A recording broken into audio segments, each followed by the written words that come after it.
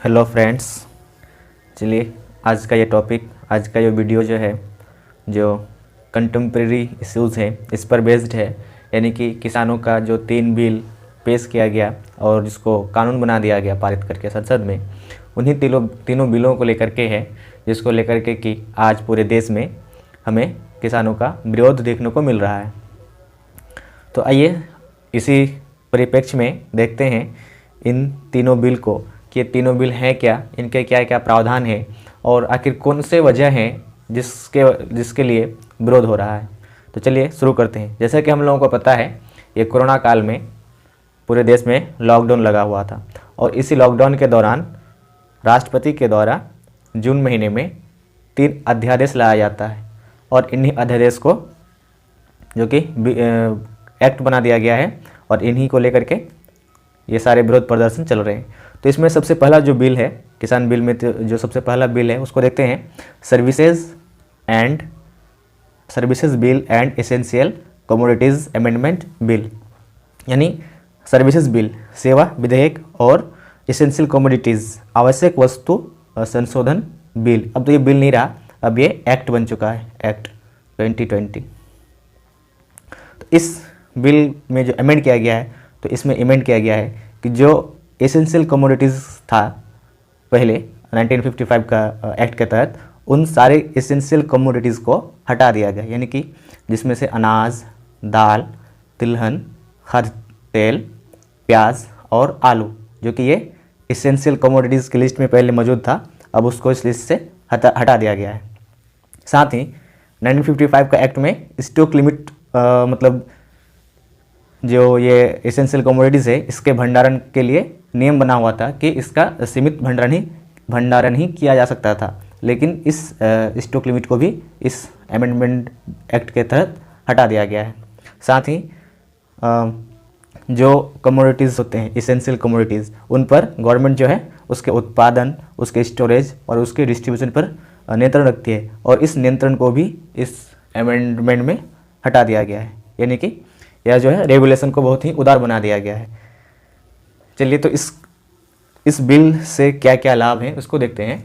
अगर इस बिल के लाभ की बात करें तो रेगुलेशन को उदार बनाया गया है, यानी कि रेगुलेशन को कम कर दिया गया, कंट्रोल को घटा दिया गया है सरकार का, जिसमें कि निजी निवेशक जो है कोई भी अगर एक्टिविटी करते हैं, कोई भी कॉमर्शियल एक्टिविटी होगा तो उसमें सरकार का हस्तक्षेप बिल्कुल नहीं होगा। और इसमें जैसे कि देखा कि स्टॉक लिमिट को हटा दिया गया है, तो इसमें यह प्रावधान दिया गया है कि जब देश में युद्ध की स्थिति हो या अकाल का स्थिति हो या फिर कोई आपदा की स्थिति हो, तो उस स्थिति में यह जो स्टॉक लिमिट था, स्टोरेज लिमिट, इसको फिर रिस्टोर कर सकते हैं। यानी कि उस स्थिति में, यानी आपात की स्थिति में, सामान्य हालत में नहीं, आपात की स्थिति में यहाँ पर फिर से स्टोरेज को, यानी कि जो जमाखोरी है उसको रोकने का काम करेंगे, उससे पहले नहीं करेंगे। यानी कि असामान्य स्थिति में ही स्टोरेज लिमिट को लगाया जाएगा, जिससे कि मूल नियंत्रण को काबू किया जा सके, यानी कि मूल को नियंत्रित किया जा सके। और इसके और अन्य लाभ की बात करें तो इसमें कृषि में निवेश को बढ़ावा मिलेगा, निजी निवेश को बढ़ावा मिलेगा, क्योंकि यहाँ पर तो सरकार का कंट्रोल होगा ही नहीं। और फिर ईज़ ऑफ डूइंग बिजनेस को भी इससे बढ़ावा मिलेगा। इससे अगर हानि की बात करें तो इससे क्या क्या हानि हो सकता है, तो इससे नुकसान जो होगा वो ये होगा कि अगर जमाखोरी से पाबंदी हटा ली जाएगी तो जो बिजनेसमैन है वो जमाखोरी को बढ़ावा देंगे, यानी कि जमाखोरी को बढ़ावा मिलेगा, जिससे काला बाजारी बढ़ेगा। यानी कि कोई भी जो एसेंशियल प्रोडक्ट्स हैं, मान लीजिए प्याज है, अगर इसका स्टोरेज कर लिया जाएगा और स्टोरेज करने के बाद सप्लाई बंद रोक दिया जाएगा, तो फिर ये इसका जो फ़ायदा है वो निजी जो व्यवसाय होंगे उनको मिलना शुरू हो जाएगा, यानी कि काला बाजारी बढ़ जाएगा। आइए इसी के मद्देनज़र इसी से जो जुड़ा हुआ 1955 का जो एक्ट है उसको भी देख लेते हैं। आवश्यक वस्तु अधिनियम 1955, इस एक्ट में क्या प्रावधान था तो उसको देखते हैं। इस एक्ट में 1955 के एक्ट में आवश्यक वस्तुओं या उत्पादों की जो पूर्ति है उसको सुनिश्चित करने के लिए तथा जमाखोरी और काला बाजारी को रोकने के लिए यह 1955 का एक्ट लाया गया था। जब इसमें तो इसेंशियल कमोडिटीज़ का कोई डेफिनेशन नहीं है, बस इस एक्ट में जो धारा 2A में एक लिस्ट दी गई है, उस लिस्ट में जितने भी, उस सूची में जितने भी वस्तु का नाम दिया गया है उसे ही इसेंशियल कमोडिटीज़ कहा गया। और ये संसद जो है अपने हिसाब से स्थिति को देखते हुए इस लिस्ट से वस्तु को हटा भी सकते हैं या फिर जोड़ भी सकते हैं, और जो इसको जोड़ देंगे वो इसेंशियल कमोडिटीज़ डिक्लेयर हो जाएंगे। और जब इसेंशियल कमोडिटीज़ बन जाते हैं कोई भी वस्तु, तो उस पर गवर्नमेंट का कंट्रोल होता है, यानी कि उसको रेगुलेट करते हैं, उसके प्रोडक्शन पर, स्टोरेज पर और डिस्ट्रीब्यूशन को रेगुलेट करते थे इस एक्ट के तहत। लेकिन इस एक्ट को अब नल एंड वाइड कर दिया गया और इसके जगह पर जो भी इसका प्रावधान था इसको ख़त्म कर दिया गया इस नए अमेंडमेंट बिल के तहत, अमेंडमेंट एक्ट से। और इस बिल का जो आलोचना होता है 1955 का, वो इस आधार पर होता है कि जिस वक्त यह बिल आया था या जिस वक्त इस कानून को लाया गया था, उस वक्त देश में खाद्य पदार्थों की जो आपूर्ति थी वो नहीं हो पा रही थी। लेकिन आज जो हालात है वो उसके उलट है, इसलिए इस एक्ट की अभी कोई ज़रूरत नहीं है, क्योंकि जब देश में खाद्य पदार्थों की कमी थी उस टाइम विदेशी आयात पर निर्भर था। तो यह हालात पहले की है जो आज की नहीं है, इसलिए यह जो नियम है आज के एक्ट में रिलेवेंट नहीं है, यह कहते हुए इसको सस्पेंड या फिर नल ख़त्म कर दिया गया। चलिए देखते हैं इसके बाद जो नेक्स्ट एक्ट है। चलिए इसी कड़ी का जो अगला एक्ट है, यानी कि अगला जो एक्ट बना अध्यादेश से जो एक्ट बनाया गया वो है second farmers empowerment and protection agreement on price assurance, यानी किसान सशक्तिकरण और संरक्षण विधेयक मूल्य आश्वासन। यानी कि इस पूरे एक्ट को हम लोग कॉन्ट्रैक्ट फार्मिंग भी कह सकते हैं। अभी कॉन्ट्रैक्ट फार्मिंग कैसे है इसको देखते हैं। कृषि समझौता, यह एक्ट जो है कृषि समझौता को बढ़ावा देता है, यानी कि कृषि का उत्पादन करने से पहले ही, इसके उत्पादन से पहले ही इसका समझौता कर लिया जाएगा। और समझौता क्या करेंगे, किससे करेंगे, तो किसान डायरेक्ट स्पॉन्सर से समझौता करेंगे, जिसमें स्पॉन्सर कोई व्यक्ति हो सकता है, कोई बिजनेसमैन हो सकता है, कोई कंपनी हो सकती है, कोई फर्म हो सकता है। उसको डायरेक्ट वो अपने प्रोडक्ट को, कृषि से जो भी प्रोडक्ट होगा उसको बेच सकते हैं। यानी कि यहाँ पर समझौता किया जाएगा किसान के बीच और स्पॉन्सर के बीच में कि आप इस किसानों का ग्रुप से कि किसी भी फील्ड में, किसी भी एक बड़े इलाके में जिसमें कि किसान एक ही तरह के फसल उगाएंगे। सपोज करते हैं कोई लेज का कंपनी है, उन्हें आलू चाहिए, तो वो किसानों से एग्रीमेंट कर लेंगे कि यहाँ पर इस पूरे जो भी खेत हैं सारे खेत में आलू ही रोपे जाएंगे और उस आलू का जो रेट होगा उसको उसी वक्त एग्रीमेंट में ही तय कर लिया जाएगा। और यह जो एग्रीमेंट होगा वो एक फसल मौसम के लिए होगा या फिर एक पशु का एक प्रजनन चक्र तक के लिए यह एग्रीमेंट हो सकता है। और इसका मैक्सिमम जो लिमिट होगा वो 5 साल के लिए होगा। उसके बाद फिर से उसको रिन्यूअल कराना होगा, कोई भी कंपनी रिन्यूअल करेगी किसान के साथ। और इसका जो मूल्य मिलेगा, समझौते में जो मूल्य डिसाइड कर दिया जाएगा वही निर्धारित मूल्य ही किसानों को मिलेगा। यानी कि बाज़ार में अगर किसी भी तरह का उतार चढ़ाव होगा तो इससे किसान को नुकसान नहीं होगा, किसान इसमें बच जाएंगे। अगर लाभ की बात करें तो बाज़ार का मूल्य कम होने पर भी, यानी कोई उतार चढ़ाव होने पर निर्धारित मूल्य में ही किसान अपना प्रोडक्ट को बेच पाएंगे। फसल के खराब हो जाने पर कंपनी द्वारा इसकी भरपाई भी की जाएगी, ऐसा प्रावधान।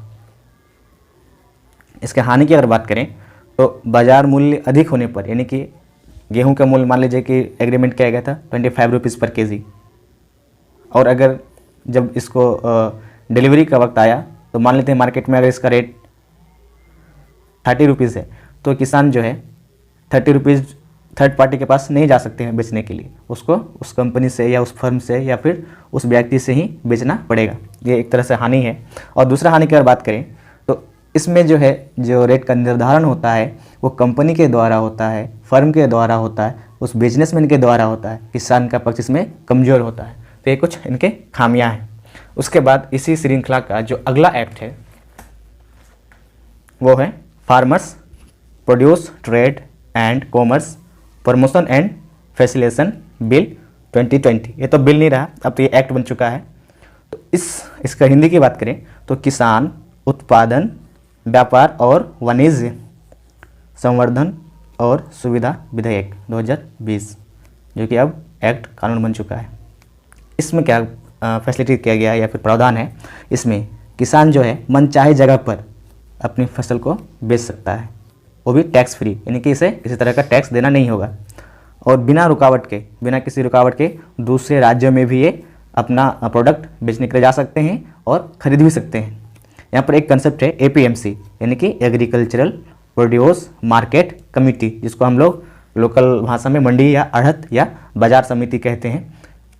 इस पर यह निर्भर नहीं करेगा, यानी कि इस पर इसको डिपेंड नहीं रहना पड़ेगा। वैसे भी इस एक्ट कानून के नहीं रहने के बावजूद भी लोग इस पर निर्भर नहीं थे, क्योंकि कहा जाता है कि 6% लोग ही मंडियों पे जाते हैं, बाकी का 94% लोग मंडियों में नहीं जाते हैं, अपने सुविधा से वो थर्ड पार्टी को बेच देते हैं। इसमें कुछ फ़ायदे इस तरह से भी हैं कि इसमें जो बिचौलिए हैं, यानी कि जो मंडी वाले होते हैं, उन्हें टैक्स देना पड़ता है लगभग 2.5%, वो जो मंडी के लिए टैक्स ले लेते हैं, तो इनसे उनकी बचत होगा। बिचौलियों का ये तो कहने के लिए ऑफिशियल रेट है, लेकिन इनसे ज़्यादा भी बिचौलिए कमा लेते हैं। और इसके ज़रिए, इस एक्ट के ज़रिए अन्य जो प्रावधान है वो इस तरह से कि इससे कई प्लेटफॉर्म का सृजन होगा, नए नए प्लेटफॉर्म्स, व्यापारिक प्लेटफॉर्म्स का, जिसमें farm gate, warehouse, cold storage, प्रसंस्करण यूनिट आदि भी इस एक्ट का आने के बाद नए नए प्लेटफॉर्म व्यवसाय के बिजनेस के खुल जाएंगे। ये तो देखा हमने तीनों एक्ट। इन तीनों एक्ट का आज पूरे देश में भरपूर विरोध हो रहा है, बहुत ही ज़्यादा विरोध किया जा रहा है, क्योंकि किसान इसे अपने पक्ष में नहीं मानते हैं। उसका कहना है कि किसान विरोधी बिल है। तो इनका आखिर विरोध का कारण क्या है? तो आइए उन कारणों को देखते हैं कि विरोध का कारण क्या क्या है। किसानों को इस बात का आशंका है कि जो APMC, जो सरकारी मंडियां हैं, जो भी मंडियां हैं, उनको ख़त्म कर दी जाएगी, ख़त्म होने की आशंका है, इसीलिए इसका विरोध किया जा रहा है। मंडी वाले जो इसका विरोध कर रहे हैं, वो इसलिए विरोध कर रहे हैं कि जब किसान को फ्री कर दिया जाएगा और बिना टैक्स जब अपना सामान प्रोडक्ट बेच पाएंगे, तो फिर यहाँ पर टैक्स देने के लिए वो क्यों आएंगे? यहाँ पर नहीं आएंगे, मंडी नहीं आएंगे, तो इससे इन लोगों का बिजनेस को घाटा हो जाएगा। और इसका नुकसान यह भी है इन तीनों बिल में से कि कृषि से होने वाले उत्पाद का अगर मूल्य गिर जाता है, तो कंपनी, फर्म या व्यक्ति जो कॉन्टैक्ट करता है किसान से, वो इसको खरीदने के लिए बाध्य नहीं होगा, क्योंकि वो बाध्य जब नहीं होगा तो इसमें विवाद पैदा होगा, और जब विवाद पैदा होगा तो विवाद की स्थिति में किसान जो है कोर्ट भी नहीं जा सकते हैं, यानी कि इसको लोकल लेवल पर ही इस मैटर को सॉल्व किया जाएगा। तो जिससे कि इस विवाद में बड़ी बड़ी कंपनियों को ही फ़ायदा होने वाला है, लाभ होने वाला है, यानी किसान को इससे नुकसान होने वाला है। सरकार जो है MSP पर फसलों की खरीद बंद कर देगी, ऐसा भी शंका जताया जा रहा है किसानों के द्वारा। तो ये कई कारण हैं जिनसे इनका पूरे देश में विरोध हो रहा है। अब देखते हैं किसान यूनियनों का क्या कहना है इसको लेकर के। किसान यूनियन का कहना है कि ये जो कानून है कृषि में निजीकरण को बढ़ावा देगा, और कृषि को निजीकरण में बढ़ावा देगा, साथ ही जमाखोर जो बिजनेसमैन हैं वो जमाखोरी करेंगे, और इससे कालाबाजारी को तो बढ़ावा मिलेगा, और साथ में जो बड़े बड़े कॉरपोरेट घराने हैं उन्हीं को आखिर में फ़ायदा होने वाला है। तो किसान यूनियन का विरोध करने का यह कारण है। उसके बाद देखते हैं किसानों का मांग क्या है। किसानों की अगर मांग किया जाए तो ये जो है गारंटी चाहते हैं सरकार से, लिखित गारंटी, वैधानिक गारंटी कि MSP फिक्स हो, और जो भी प्रोडक्ट बिके कृषि उत्पाद उसे MSP से नीचे कोई खरीद नहीं सके, और खरीदने पर इस तरह खरीदे जाए तो उसके लिए उसे दंड का व्यवस्था हो, क्योंकि जो छोटे किसान होते हैं उनके पास स्टोरेज कैपेसिटी नहीं होता है, और वो जब स्टोरेज नहीं कर पाएंगे तो फिर वो MSP पे बेचने के लिए अपने पास स्टोर नहीं कर पाएंगे, और वो फिर कम कीमत पर ही बेच देंगे, MSP से कम रेट पर। तो वहाँ पर उस पर कार्रवाई करने के लिए कोई प्रावधान का होना जरूरी है, इसी का मांग करते हैं किसान। और साथ ही ये जो तीनों कानून लाए गए हैं इसको भी ख़त्म करने के लिए मांग करते हैं। चलिए, तो हम लोगों ने देखा इसमें कुछ जो इसके फ़ायदे और नुकसान हैं। इसमें जो आलोचक हैं इस बिल के विरुद्ध में, उन लोगों की दृष्टि से अगर देखा जाए तो वो लोग इस बिल का तो विरोध करते ही हैं, साथ ही इस बिल को पास किए जाने को लेकर के भी सवाल खड़े करते हैं, क्योंकि इस पे जो प्रोसेस को जो अपनाया गया है इस ऑर्डिनेंस को एक्ट बनाने के लिए, ये तीनों बिल का, तो इसको लेकर के भी सवाल खड़े करते हैं। तो इसमें जो टेक्निकल पॉइंट्स हैं पॉजिटिव के पॉइंट ऑफ व्यू से, उसको भी देखते हैं। तो इसके प्रोसेस पर भी सवाल खड़े किए जाते हैं आलोचकों द्वारा। वो उनके नज़र से अगर देखें तो किसान बिल जो कि संसद में ध्वनिमत से पारित किया गया, पहले जो ऑर्डिनेंस था इसको बाद में बिल पेश किया गया सितंबर महीने में और इसको पारित करके ध्वनिमत से पारित करके एक्ट बना दिया गया। एक परंपरा चली आ रही है संसद का बुनियादी रचना है, एक कन्वेंशन है कि संसद जो है, संसद का कोई भी सदस्य, कोई सिंगल सदस्य भी अगर मत विभाजन का मांग करते हैं तो वहाँ पर वोटिंग करवाना जरूरी होता है। एक पार्लियामेंट के एक मेंबर भी अगर मांग कर लेता है, लेकिन इस परंपरा को, इस कानून को पास करने के वक्त तोड़ा गया। इनकी मत विभाजन का मांग की गई लेकिन मत विभाजन नहीं कराया गया। और साथ ही इसमें राज्यसभा में जो कार्यवाही चलती है 1 बजे तक, उससे भी आगे इस कार्यवाही को आगे बढ़ाया गया। और जो कार्यवाही आगे बढ़ाई जाती है जब भी, तो वहाँ पर सर्वदलीय सहमति होना चाहिए, तभी जो कार्यवाही है उसको आगे बढ़ाया जाता है। लेकिन यहाँ पर जो उपसभापति महोदय हैं वो एक तरफा निर्णय लेकर के इसकी कार्यवाही को आगे बढ़ाते हैं, तो इससे भी सवाल खड़ा होता है। उसके साथ समय बढ़ाने को लेकर के सदन में हंगामा होता है राज्यसभा में, और राज्यसभा में हंगामा के दौरान ही जो तर्क दिया गया वो यह तर्क दिया गया कि जो विरोधी दल थे वो हंगामा के दौरान बेंच पर वापस नहीं आए, और बेंच में जब तक वापस नहीं आएंगे, अपने बेंच से जब तक वो मत विभाजन का मांग नहीं करेंगे तो मत विभाजन स्वीकार नहीं किया जाता है। इसलिए मत विभाजन नहीं कराया गया और ध्वनि मत का सहारा लिया गया, ये तर्क दिया गया। और एक जो और चीज़ देखने को मिला राज्यसभा में, वो कि जब बिल पारित किया जा रहा था तो उस दौरान सीधा प्रसारण भी होता है राज्यसभा टीवी पर, तो उस दौरान आवाज़ को भी म्यूट कर दिया गया था ताकि लोगों को क्या चल रहा, क्या बातें हो रही है वो सुनने को ना मिले, और यह भी पहली बार ही किया गया था। तो इस सवाल, इसके जो बिल पर जो सवाल खड़े करते हैं, इस पर भी सवाल खड़े करते हैं कि इसका प्रोसेस भी जो अपनाया गया बिल पास करने का, वो भी गलत तरीका अपनाया गया। चूँकि हम लोग देख रहे हैं कि जून महीने में अध्यादेश लाया गया था, 3 अध्यादेश, उसी को फिर जो है आगे एक्ट में बदल दिया गया। तो आइए इसी परिप्रेक्ष्य में अध्यादेश को भी देख लेते हैं एक नज़र में।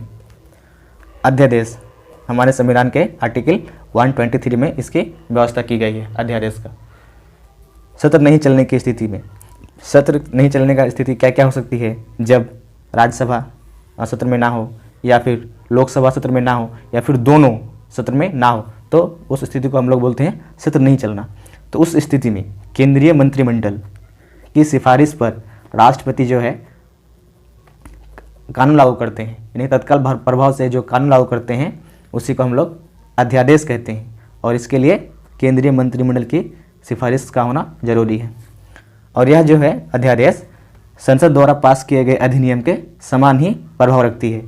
लेकिन जैसे ही सत्र शुरू हो जाएगा, तो सत्र शुरू होने के 6 सप्ताह के भीतर, सपोज करें कि लोकसभा का सत्र पहले शुरू हुआ और राज्यसभा का सत्र बाद में शुरू हुआ, तो जो सदन बाद में शुरू होगा उसके 6 सप्ताह के भीतर इस अध्यादेश को मंजूरी कराना जरूरी होता है। और जब संसद द्वारा मंजूरी हो जाती है तो वह जो है एक अस्थायी एक्ट बन जाता है। लेकिन अगर 6 सप्ताह के भीतर अगर यह मंजूरी नहीं होती है तो यह स्वतः निरस्त हो जाता है। या तो 6 सप्ताह के भीतर मंजूरी कराए, या फिर 6 सप्ताह के भीतर अगर वो इसे संसद द्वारा अगर इसे अस्वीकार कर दिया जाता है तो भी निरस्त हो जाएगा। और एक ही टॉपिक पर, एक ही मुद्दे पर कई बार अध्यादेश लाया जा सकता है, इसके लिए कोई लिमिट नहीं रखा गया है। और अध्यादेश जो होता है वो परमानेंट नहीं होता है, संसद के पार्लियामेंट के स्वीकृति के बाद ही यह परमानेंट होता है। और यह सिर्फ सेंटर के लिए नहीं होता है, बल्कि यह स्टेट के लिए भी होता है। और स्टेट ऑर्डिनेंस की जो व्यवस्था दी गई है वो आर्टिकल 213 में। सेम प्रोसेस होता है जब लोकसभा विधान परिषद या विधानसभा जहाँ पर दोनों मौजूद हैं, वहाँ पर उन दोनों जब सत्र में नहीं होते हैं उसी स्थिति में, और जिन राज्यों में सिर्फ विधानसभा है वहाँ पर विधानसभा के सत्र में ना होने की स्थिति में ही अध्यादेश लाया जा सकता है। तो चलिए दोस्तों, आज के इस टॉपिक को यहीं पे ख़त्म करते हैं। अगर आपको ये मेरा इन्फॉर्मेटिव वीडियो अच्छा लगा तो प्लीज़ लाइक करें, अपने दोस्तों में शेयर करें, और अगर आप नए हैं तो चैनल को सब्सक्राइब करें। Thank you.